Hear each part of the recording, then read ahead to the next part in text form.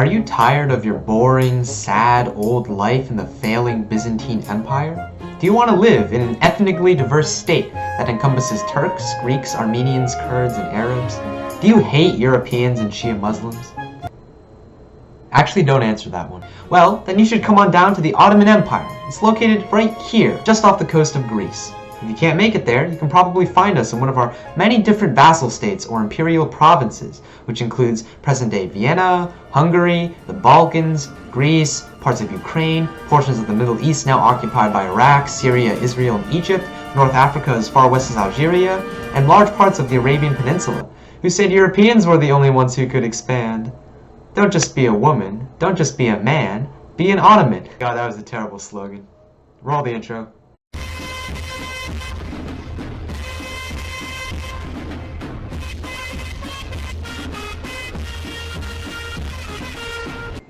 The Ottoman Military, a European's worst nightmare. Are European crusaders trying to regain the Holy Land again? Well, don't worry. The Ottoman Empire has a solution for you with Janissaries, an elite military unit composed of non-Muslim slaves. They're super flexible and can basically do anything from being your bodyguards, acting as a sultan's household troops, and being part of the country's infantry. They're so flexible that they're basically Europe's first standing army. And, as a bonus, you don't even have to pay them. Under the Timar system, nobles and soldiers receive some of the conquered land for their service, rather than money. And as one of the first gunpowder empires, you'll also have a huge selection of guns and cannons to choose from, such as the arquebus, the first rifle-like gun to fire from the shoulder, or the musket, created with steel from Damascus. They make such good products there. And we can't forget the artillery. Tired of annoying Byzantine walls preventing your siege of Constantinople? Just have Mehmed II blast them open with his Dardanelles gun cannons. Blast apart pesky Europeans with the Ottoman military, ending bulwarks of Christianity in the East since 1453. And as a bonus to military power, how does a highly centralized government sound? The Ottoman Empire, making control over the civilian population look easy.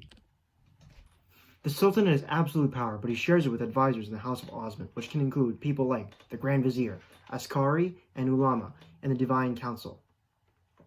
These people do most of the work regulating the Raya, or the societal lower classes composed of townspeople, villagers, and farmers. Using intermediates in the form of qazas and qadis, governing with Sharia law has almost never been easier, and you can do all of that thanks to the help of the Ottoman Empire and its centralized form of government.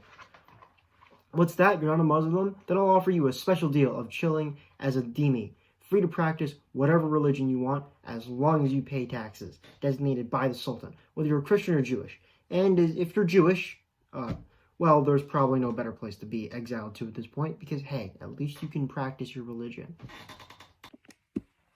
Now, I legally have to tell you that being a Balkan Christian might cause you to be forcibly recruited as a soldier/bureaucrat at 10 to 14 years old, then converted to Islam, and then become loyal to the Sultan for all eternity as a child Levi and blood tax. But hey, at least get a cool red outfit. And regarding women, Sharia law places restrictions on the rights of women and pushes them into domestic life, considered half a man and forced to manage homes by working in fields and weaving carpets and rugs.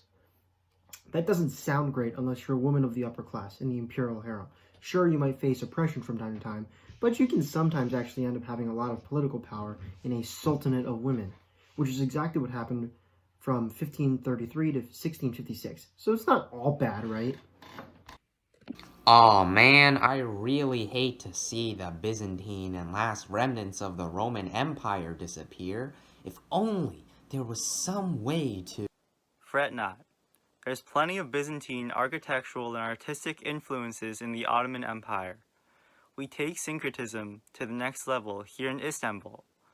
For starters, we drew upon Byzantine tradition to make for a syncretic blend within mosques.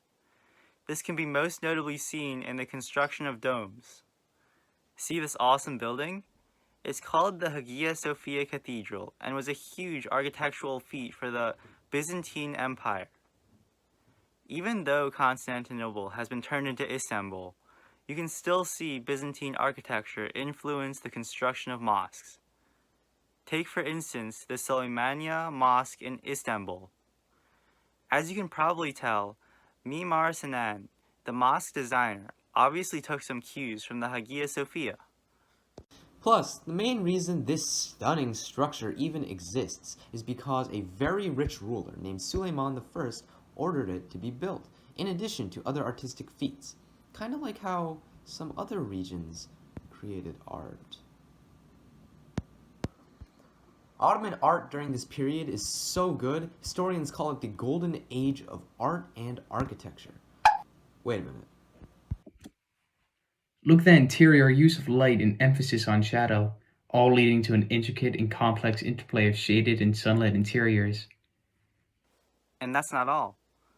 Take a look at these Ottoman miniatures, a Turkish art form linked to Persian and Chinese artistic tradition. Unlike new Renaissance paintings, these miniatures are made by multiple artists, don't care about perspective, and reject humanism in favor of Sufism, which is a mystical form of Islam popular in the Ottoman Empire. All of this makes for highly stylized and abstract illustrations that combine a variety of different cultural features. The Ottoman Empire is really good at blending cultures together. You can see it in Iznik pottery, which has clear Arabian and Chinese influences. Even Diwani calligraphy has both Islamic and Turkish influences. I have in front of me what is commonly known as a pile of garbage.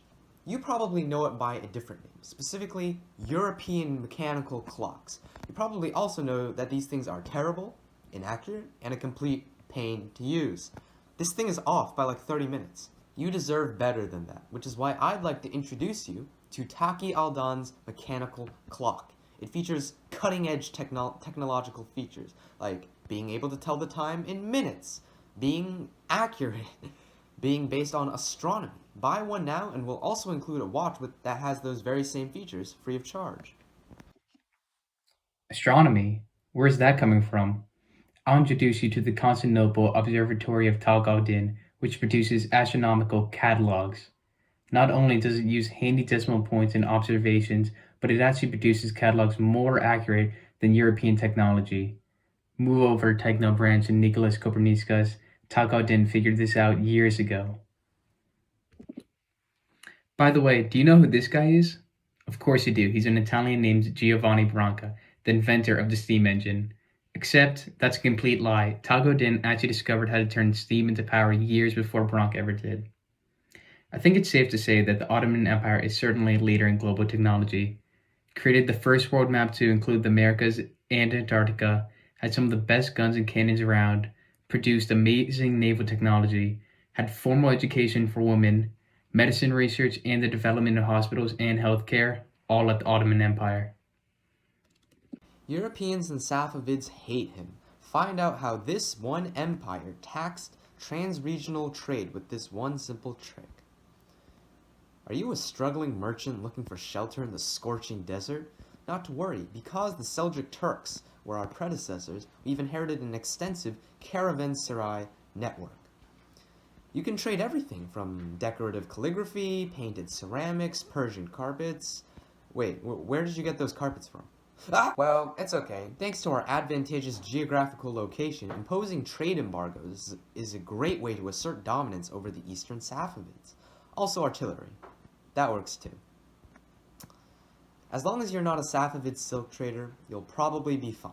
If you are a Safavid silk trader. Not only do we have trade routes already, but the Ottoman Empire is consistently expanding its trade route network. The Nile River, Mecca and Medina, Constantinople, the Black Sea, the Balkans, Jerusalem, all of it is in Ottoman hands. We trade a lot of stuff, so I won't bore you with all the details. But just know that the empire is making a fortune off taxing land routes and exporting luxury goods. Ever wanted to troll the Christians? Just block off their only land route to Asia. What are they going to do? Sail around the coast of Africa or try and go around the globe?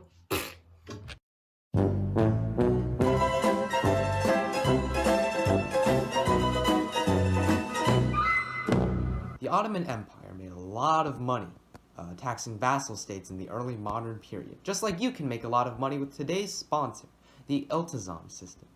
Here's a question. Do you like money? Probably. Do you like taxes? Probably not. But what if I were to tell you there's a way to make money from taxes? Under the new Ottoman system of tax farming, the Ottoman states will be auctioning taxation rights to the highest bidder, collect taxes from the poor peasants, and just give a portion of the yields to the Ottoman Sultan. It's like free money, just not for the people you're taxing. Wealthy notables spend a lot of money and effort to secure their tax farms, just like how we want a 4. Let's get that part of the rubric squared out of the way. So, admit it. The Ottoman Empire is clearly the greatest place to live on Earth in the early modern period. Be sure to leave us a 5-star rating on TripAdvisor and Yelp, and also don't forget to stay hydrated as you make your way over here. That's it for our ad time, so have a great day.